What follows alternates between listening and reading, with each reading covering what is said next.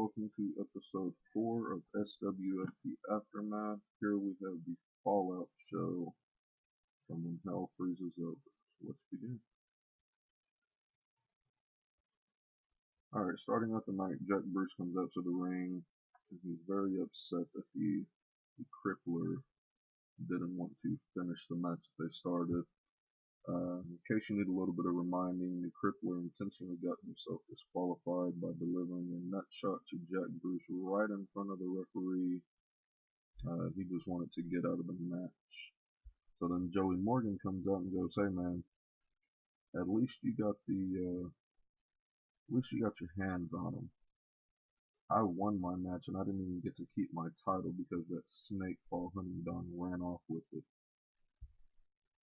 So now the baby faces are in the ring, and out comes the Crippler, and he tells Jack, "Look man, this isn't about winning individual battles, this is about winning the war. And you can rest assured, by the time I'm through with you, you will be a broken man and I will have won." And then Paul Huntingdon comes out to deliver a few words to Joey Morgan, but as soon as he does, Morgan leaves the ring and he starts running after Huntingdon to try and get his title back that he didn't lose. And that sets up the main event for the night. So in the opening match, we have Squeaking the Clean against Marshall Dillon in a 73 B-.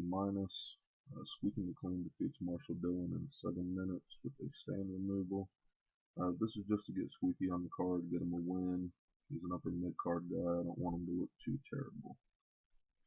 And they actually have great chemistry, which would explain why an upper mid-card and a jobber could get that kind of a rating.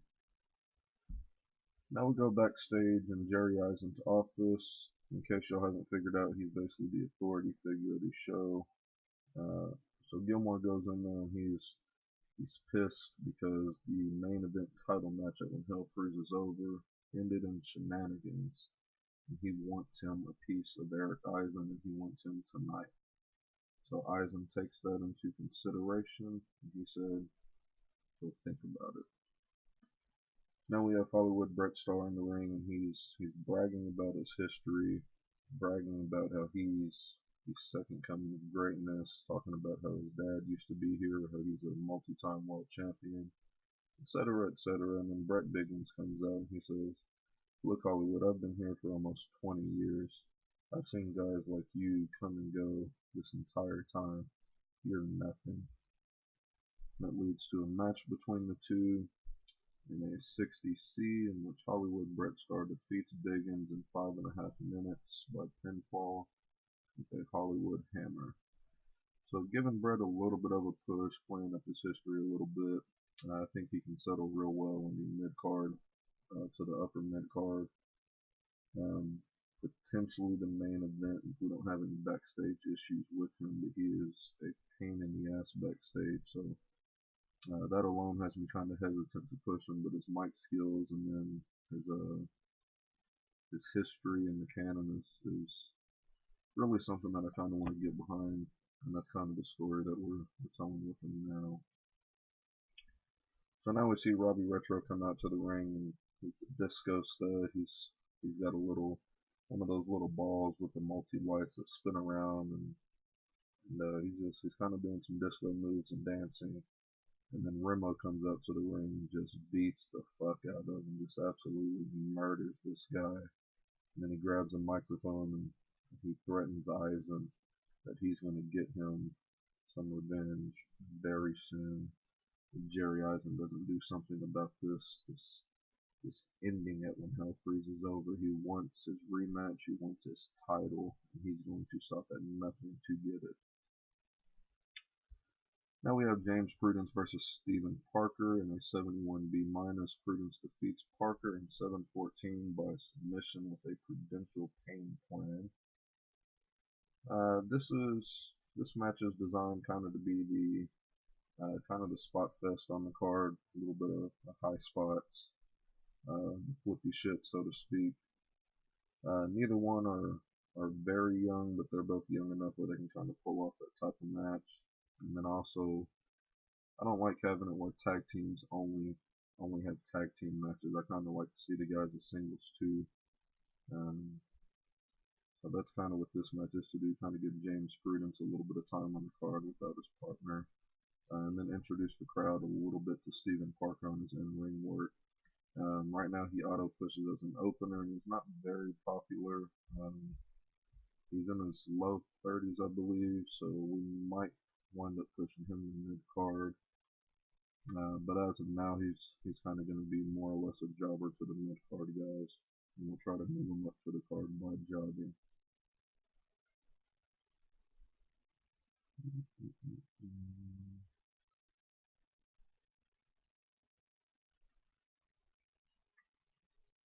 Okay, here we have John Greed backstage and walks up to Jimmy Hernandez, and he tells Jimmy, he goes, I've been watching some tape of you from back in your days in Mid-Atlantic and in the Caribbeans, and you were very misunderstood at that time. You looked like you almost had an identity crisis. Well, I'm misunderstood too, Jimmy. Why don't you come join me and I can show you the ways.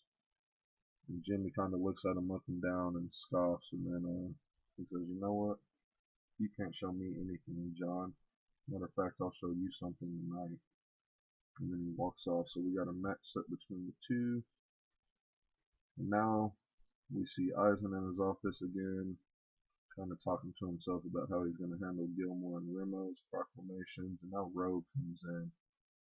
And Rogue says, you know, I'm supposed to be the snake in the bush, and Eisen's doing this, and you're letting him get away with it.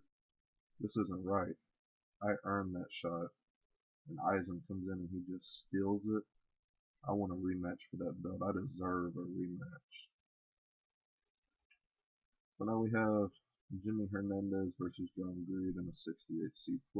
Hernandez defeats Greed in 7:45 by pinfall with a super kick. Shout out to the Young Bucks.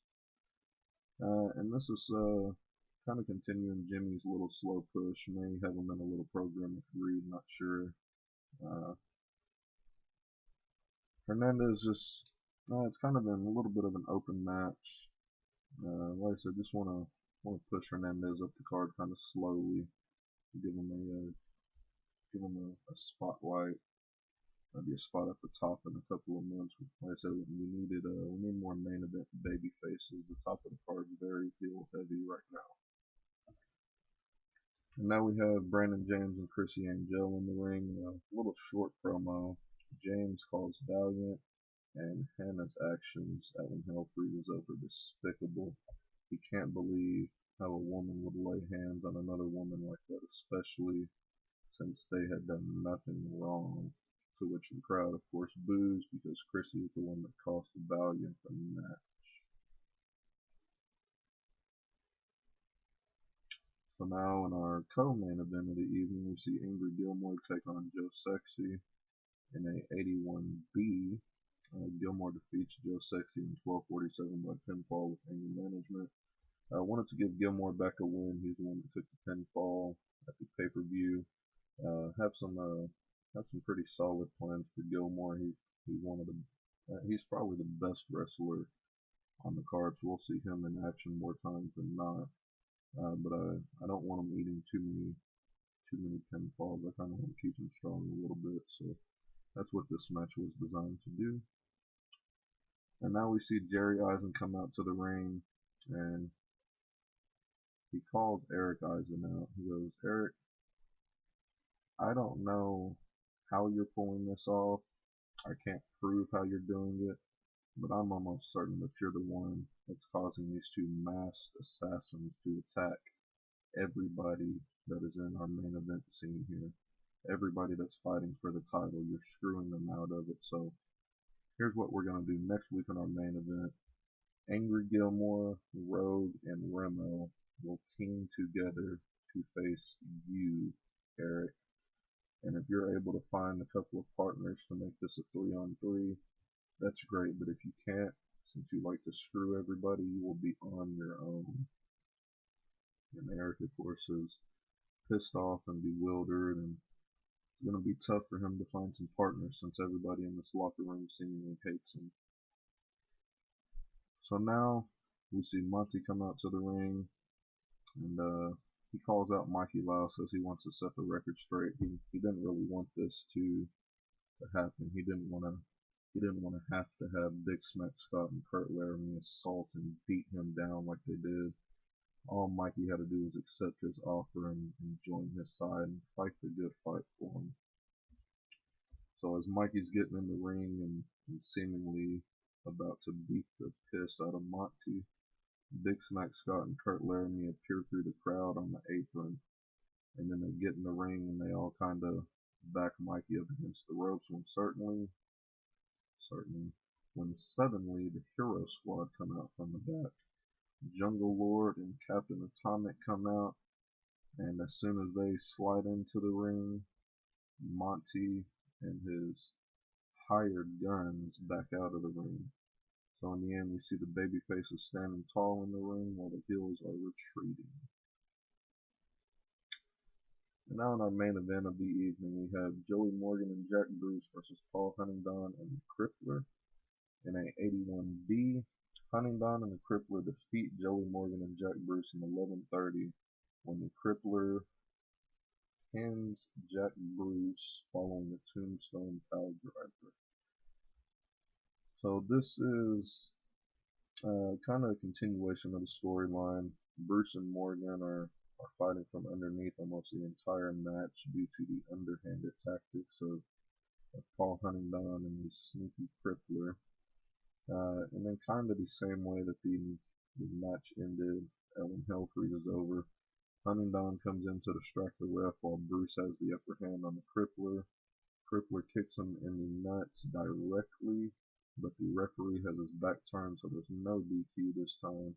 And then Crippler gives him that tombstone to end the match. This was supposed to be a tainted finish, I thought.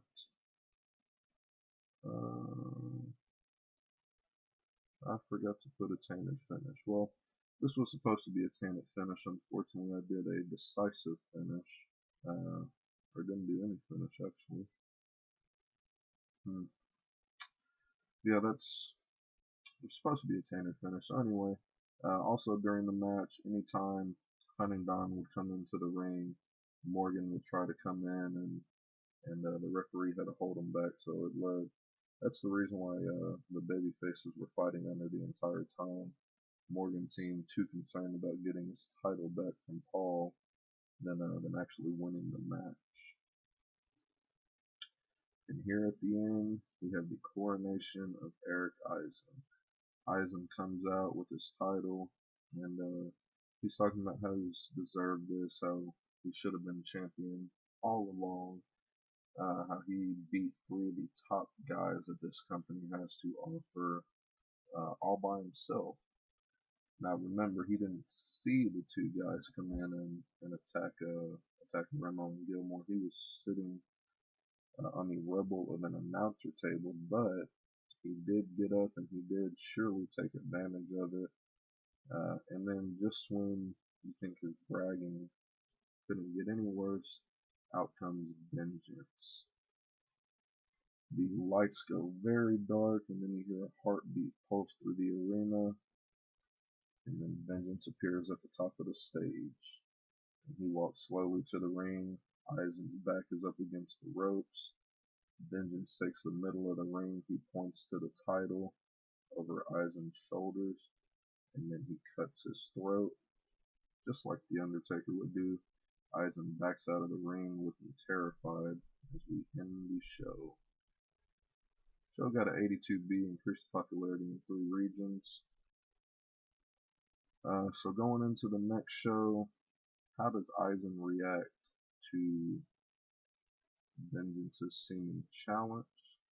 What are we going to see with Morgan chasing to get his title back that he didn't lose? Huntingdon stole it, remember. What comes from the Trescard and Lau thing now that the Hero Squad is involved? And then can Eric Eisen find 2 partners to take on Gilmore, Rogue, and Remo while he has to worry about Vengeance as well? So, good show. Hope you guys enjoy it. Leave a comment. Let me know what you thought about this episode. And then see you next time.